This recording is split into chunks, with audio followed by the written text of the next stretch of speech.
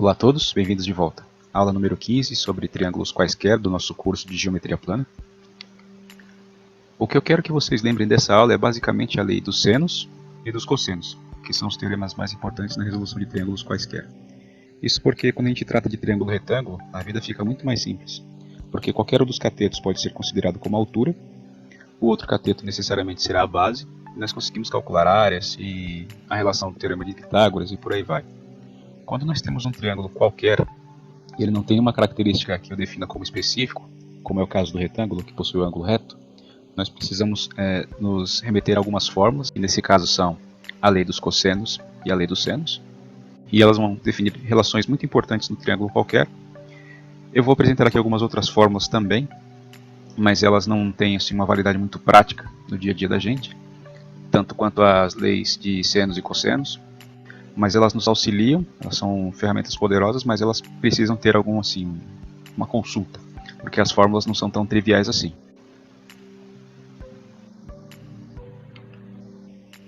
Nós temos o teorema dos senos, que é um dos mais importantes aqui dessa aula. Ele trata basicamente do seguinte: se nós temos um triângulo que ele pode ser inscrito numa circunferência, nós vamos ter o possível deslocamento desse ângulo alfa através desse arco aqui, que é o conceito de ângulo inscrito. Ele pode ser transladado ao longo do arco capaz, e vamos deslocar ele até que ele encontre uma posição em que eu feche um lado do triângulo como se fosse o diâmetro, 2R. Então, eu transladei aquele ponto A e coloquei ele nessa posição. Por que eu faço isso? Porque eu preciso dessa relação de 2R aqui para complementar a minha lei dos senos. Então, dado um triângulo ABC, consideramos a circunferência circunscrita e o O de centro com raio R. A lei dos senos diz que os lados de um triângulo são proporcionais aos senos dos ângulos opostos, e a constante de proporcionalidade é o diâmetro da circunferência circunscrita ao triângulo. Por isso esse deslocamento aqui.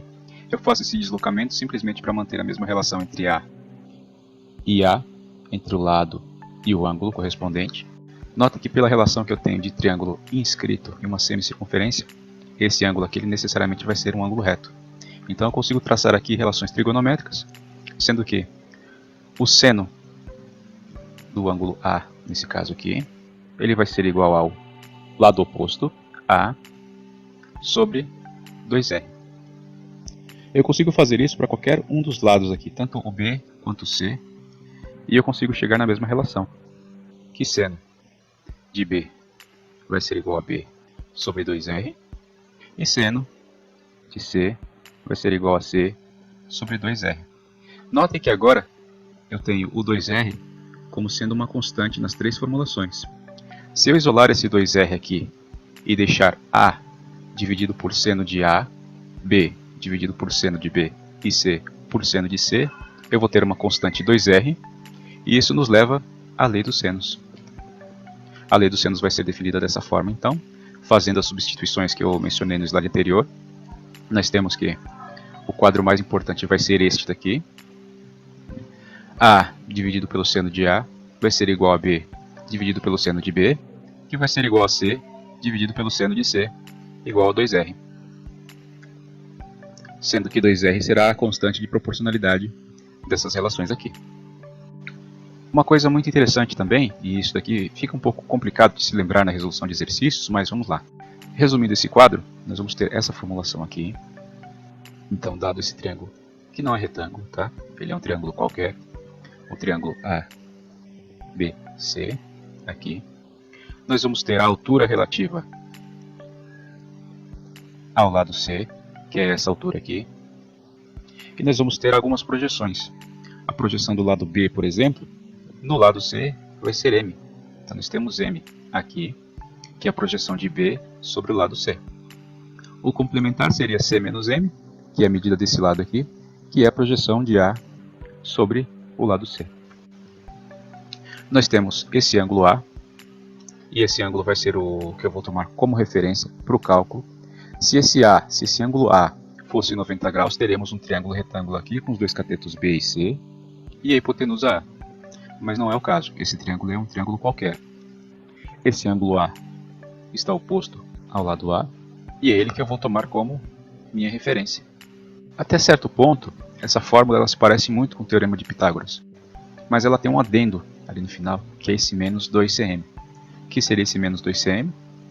Então eu tenho a projeção do outro cateto aqui no lado C, que seria m, e eu tenho o próprio lado C. A relação vai ficar então a ao quadrado, como se fosse uma hipotenusa, mas não é, igual a b ao quadrado, como se fosse um dos catetos, mas não é, e c ao quadrado, como se fosse um segundo cateto, mas também não é. Vou subtrair duas vezes esse lado aqui, que ele está adjacente a esse ângulo A, que eu tomei como referência, e vou multiplicar pelo lado adjacente ao ângulo que eu tomei como referência, multiplicado pela projeção do outro cateto. Notem que essa fórmula ela não é nem um pouco prática, mas na hora da resolução de algum exercício e que possamos fazer alguma consulta a alguma fórmula, nós podemos ter essa fórmula no bolso para se poder obter a relação em um triângulo qualquer dessa maneira aqui. Do mesmo modo, nós podemos fazer com essa extrapolação, sendo que aquele ângulo A ele não mais é um ângulo agudo, ele é um ângulo obtuso. Então nós fazemos a mesma formulação, só que em vez do sinal de menos, nós utilizamos o sinal de mais aqui. Então vai ser mais duas vezes a projeção desse lado que está recebendo a projeção, vezes a projeção do outro cateto, que é essa projeção aqui. Dependendo das condições do exercício, nós não precisamos nos remeter a essa fórmula, nós conseguimos obter algumas outras relações que satisfaçam o problema. Então, essa seria uma fórmula um pouco mais assim ilustrativa de como poderá usar a formulação no estudo de triângulos quaisquer. Isso daqui é de importância, então isso daqui tem bastante aplicação prática. Muitos exercícios são resolvidos através do teorema dos cossenos, também chamada de lei dos cossenos. Ela diz que em qualquer triângulo, o quadrado de um lado é igual à soma dos quadrados dos outros dois, menos duas vezes o produto desses dois lados, pelo cosseno do ângulo formado por eles. Resumindo, nós temos aqui um ângulo qualquer aqui, nós temos esse lado oposto, que eu vou considerar como o primário, e os outros dois como lados secundários. Se esse ângulo A fosse de 90 graus, nós teríamos exatamente um triângulo retângulo, com catetos B e C, e com a hipotenusa A, mas também não é o caso aqui. Nós temos um triângulo acutângulo, e não retângulo.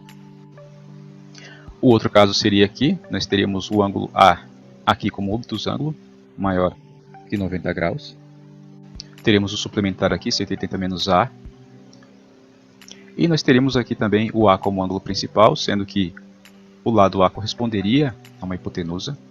Os lados B e C corresponderiam a catetos. Temos aqui a demonstração do teorema dos cossenos. Fica a critério de vocês observarem como é feita a demonstração. Mas ele se baseia naquelas duas fórmulas que eu mostrei para vocês anteriormente.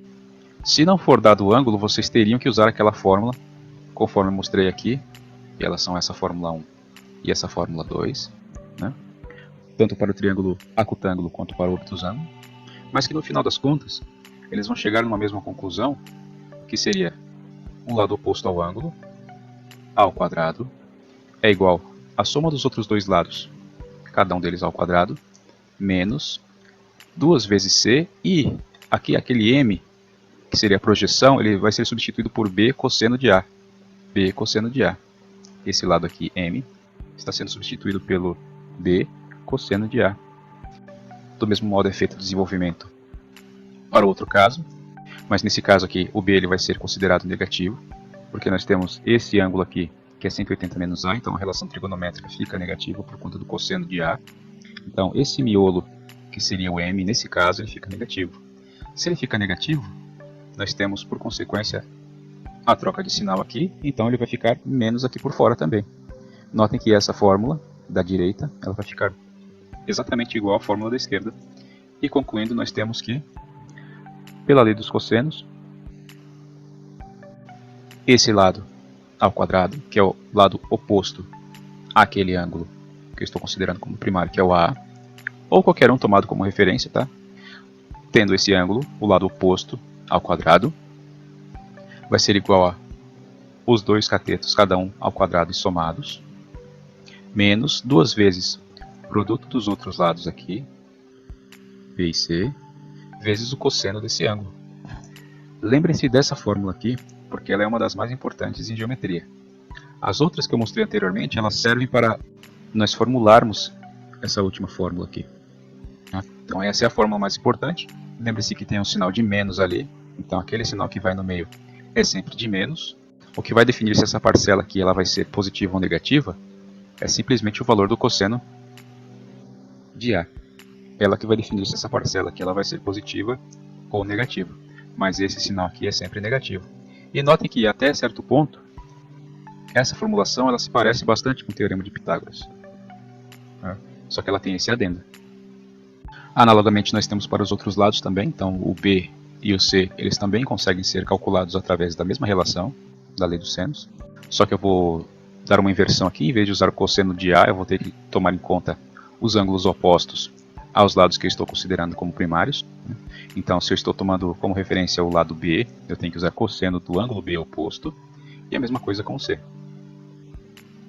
Essa relação ela já foi tratada na aula sobre triângulos, que é a condição necessária para a formação de triângulos. Nós temos essa fórmula aqui que é a mais importante, que é cada lado do triângulo ele tem que ser maior que a diferença dos dois outros lados em módulo, e cada lado tem que ser menor que a soma dos outros dois. Se o quadrado de um dos lados for menor que a soma dos outros dois, cada um ao quadrado, nós temos um triângulo acutângulo.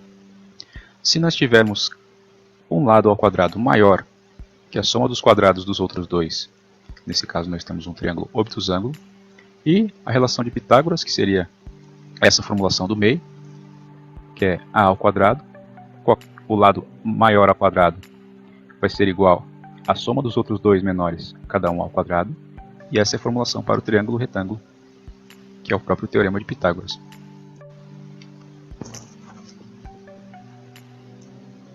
Nós temos aqui a apresentação do cálculo das medianas de um triângulo. Então, o que seria a mediana?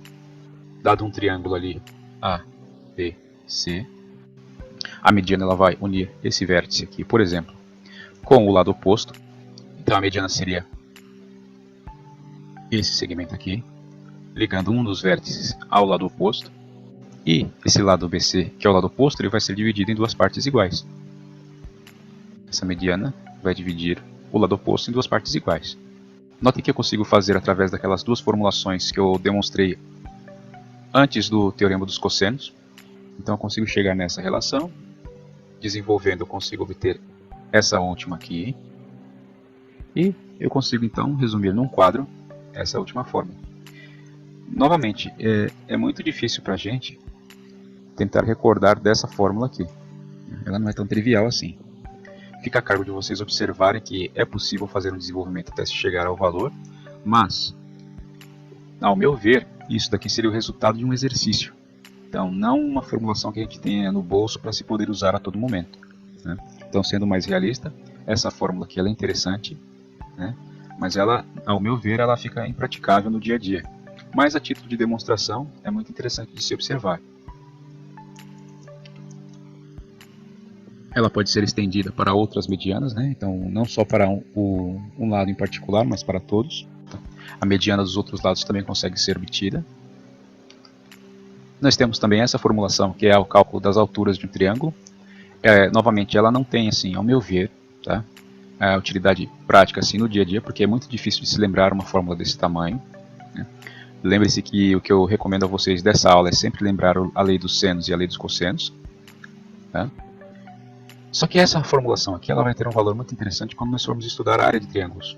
Porque isso daqui vai se transformar no Teorema de Hierón, ou Teorema de Hierão, que vai ser calcular a área em função do semiperímetro.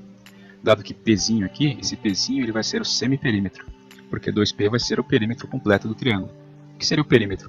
É a soma dos três lados, no caso do triângulo. Então se eu somar o A com o B com o C, eu teria o perímetro.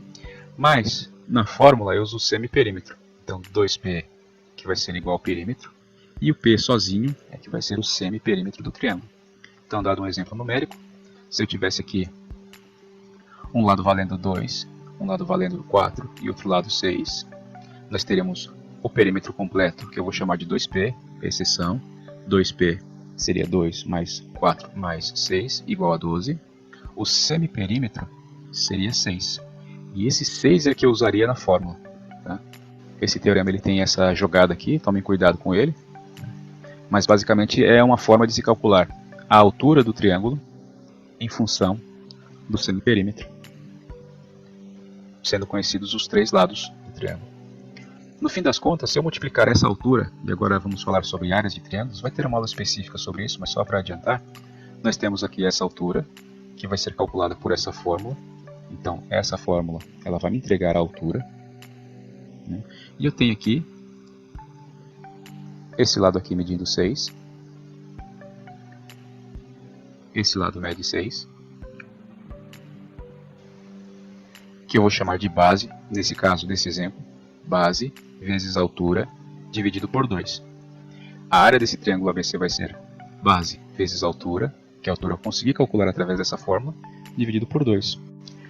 Então você já tem a altura aqui calculada por essa formulação. Eu tenho a base do triângulo, que nesse caso tomada aqui como referência à altura em relação a C, seria 6. Eu tenho C, que é a base, vezes a altura relativa a C, que é HC, dividido por 2. Eu vou multiplicar C sobre 2 aqui, C sobre 2, aqui, C sobre 2. E nota que eu consigo cancelar. Esse termo aqui todo ele vai ser cancelado, porque C divide por C, 2 divide por 2. E isso aqui resulta em 1. Então vai ficar uma vez tudo isso daqui.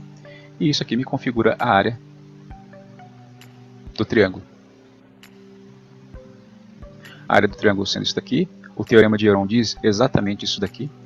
Que essa porção aqui é que vai definir a área do triângulo, que é o cálculo da área do triângulo baseado na fórmula do semiperímetro. É a fórmula de Heron. Nós vamos estudar isso daí mais pra frente, mas é só a título de demonstração de onde vêm as coisas. Quando eu chegar na demonstração do teorema de Heron, eu vou dizer para vocês voltarem nessa aula e verem de onde que saiu essa formulação. E essa formulação é expansível para as duas alturas relativas aos outros dois lados também. E finalmente nós temos a relação de Stewart. É uma relação um pouco mais complexa, não é uma regra de bolso, tá? Mas fica aqui a título de demonstração para vocês entenderem o quão poderosa é a formulação para triângulos quaisquer. Nós conseguimos realmente, não só para o triângulo retângulo, mas para qualquer outro tipo de triângulo nós conseguimos desenvolver as formulações. Então fica aqui só a título de demonstração. E com isso eu concluo a aula, espero que vocês tenham aproveitado. É uma aula interessante, mas o que eu quero que vocês lembrem basicamente é a lei dos senos e a lei dos cossenos. E nós nos vemos no próximo. Até lá!